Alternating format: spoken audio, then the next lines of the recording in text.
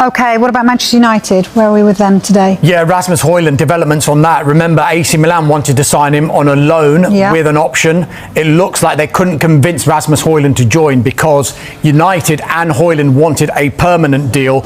Milan now look like they're trying to finalise a deal with Bayer Leverkusen striker Victor Boniface on the same terms, similar terms that they wanted to do with Rasmus Højlund. RB Leipzig, they've been exploring a permanent deal for Højlund as well. If a deal can be agreed, then it will come down to Rasmus Højlund again. I think Napoli may be keeping an eye on his situation because Romelu Lukaku is injured, but he'll obviously come back. So there's going to be an issue with what kind of deal that they can do there. So Højlund definitely one to watch, one we'll talk about more in the 7. Okay, I'm sure you kept an eye on the Super Sunday game. What a way to start the season. Manchester United against Arsenal. You don't often get a big blockbuster game like that on the opening weekend of the season. Just give us an idea. You know, we saw Benjamin Sesko and Victor Gyökeres. It was billed as Sesko against Gyökeres. I mean, Sesko came on in the second half. Of course, Gyökeres started.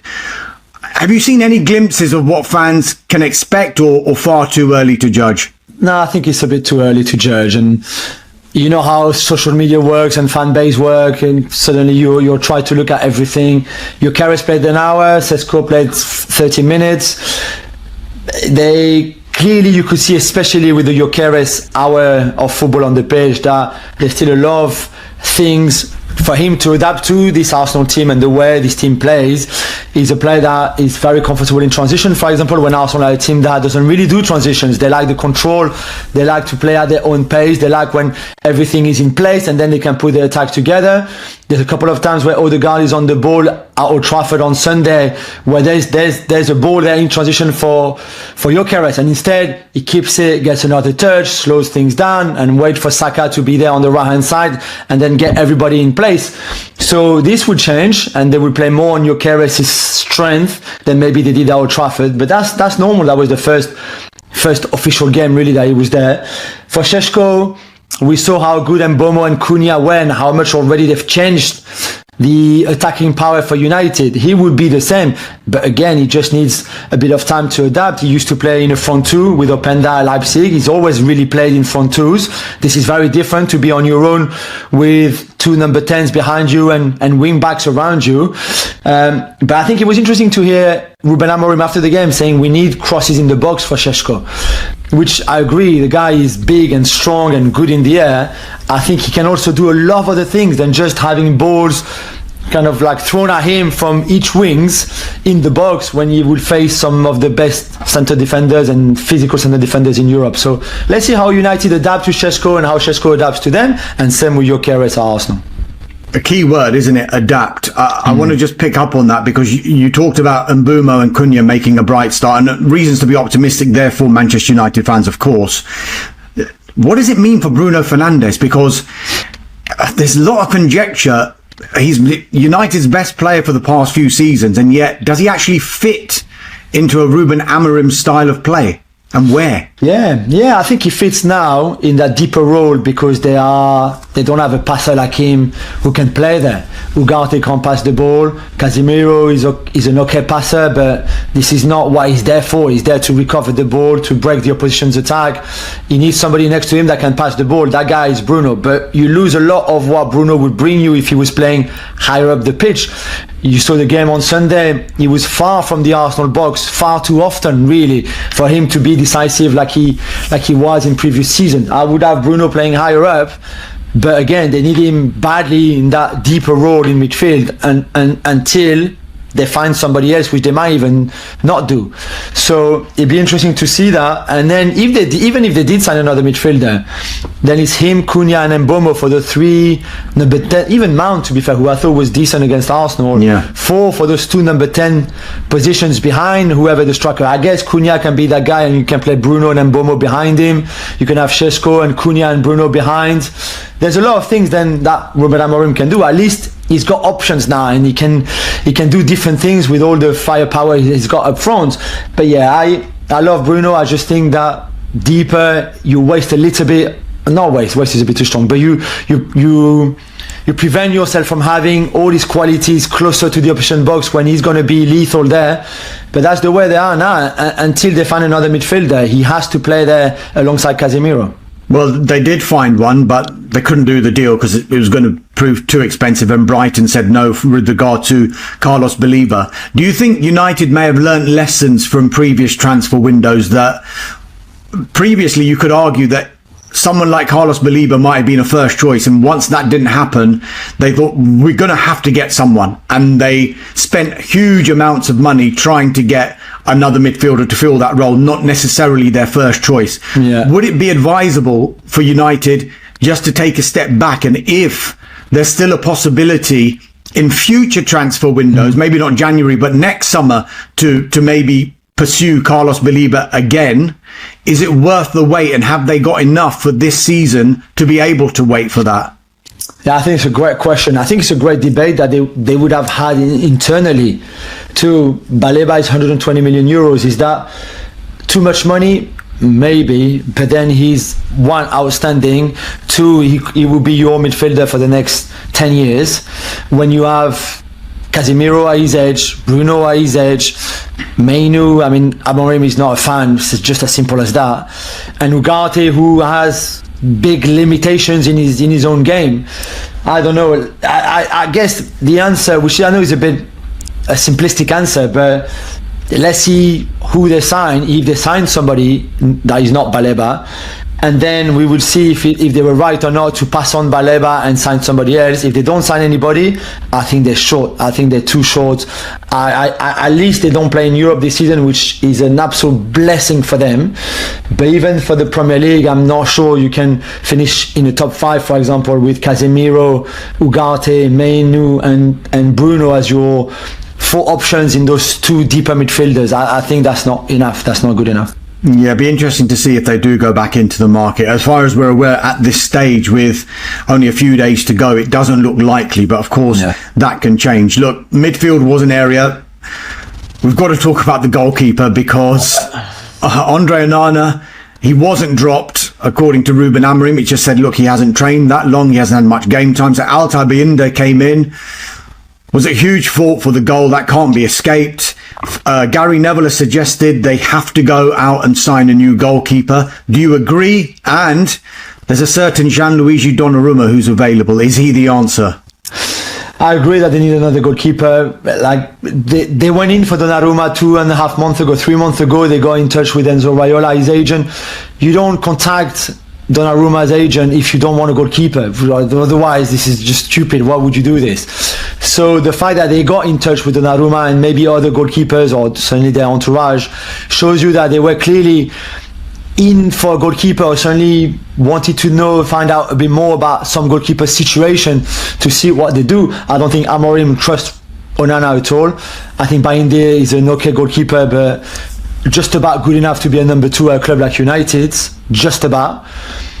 But unless you sell Onana, you can't bring in a goalkeeper now. And who's going to sign Andre Onana right now with 10 days to go in the transfer window? I'm not sure.